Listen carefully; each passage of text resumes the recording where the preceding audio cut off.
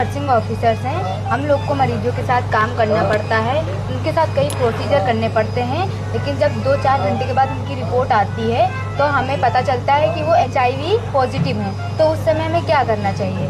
ये बहुत सेंसिटिव और अच्छा सवाल है कि हम लोग पैरामेडिकल्स या मेडिकल स्टाफ हैं, डॉक्टर्स हैं, नर्सेज हैं, नर्सिंग ऑफिसर्स हैं, दिन भर सारी ज़िंदगी हम जैसे ही अस्पताल में आते हैं तो एक ह्यूज रिस्क के लिए एक्सपोज्ड होते हैं। जब भी कोई मरीज़ हमारे पास आता है, चाहे उसको कार्डियक अरेस्ट हो रहा हो, चाहे उसकी सांस ना ले पा रहा हो, चाहे उसको नेबुलाइज कराना हो, चाहे उसको सक्शन करना हो, चाहे उसको सीजर आ रहा हो, चाहे उसको एयरवे डालना हो, चाहे उसको ट्रैकेओस्टमी ट्यूब डालनी हो हम लोगों को, चाहे उसको इंटुबेट करना हो, तो एक ह्यूज रिस्क होता है हम लोगों को कि अगर उसको कोई संक्रमण होगा और हम अपना देख या बचाव ठीक से नहीं करेंगे तो वो इन्फेक्शन हम लोगों के अंदर भी आ सकता है और ट्रांसमिट हो सकता है और हम फिर कैरियर हो सकते हैं, हमसे और आगे जा सकता है। तो क्या ऐसा करें कि ऐसा ना हो?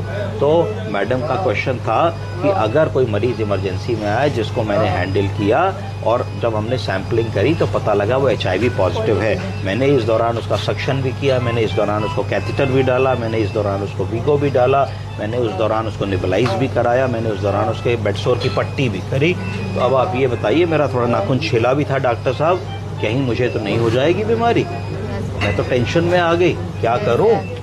तो इसका आंसर समझिए कि HIV क्या है। HIV का फुल फॉर्म क्या है?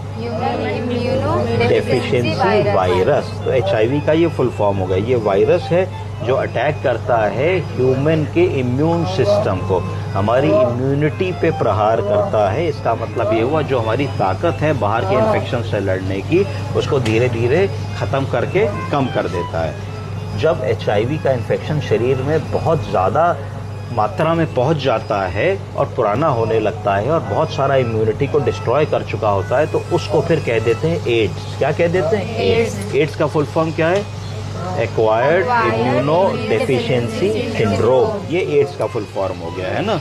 तो ये most advanced stage of infection, जब बहुत लास्ट स्टेज आने लगती है तो उसको कहते हैं एड्स हो गया जी, एड्स है ना।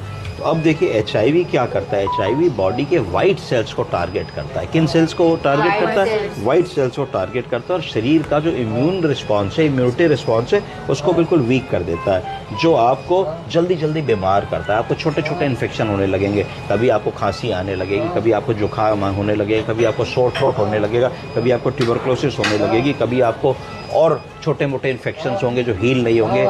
अनएक्सप्लेन्ड बुखार आने लगेगा कि साहब कई महीनों से बुखार है, लेथार्जिक है, कमज़ोर है, वीक है, ये सारी बातें होने लगेगी। तो HIV प्रिवेंट हो सकता है, बचाया जा सकता है कुछ दवाओं से जिनको कहा जाता है ART। ART का फुल फॉर्म जानते हैं आप लोग? एंटी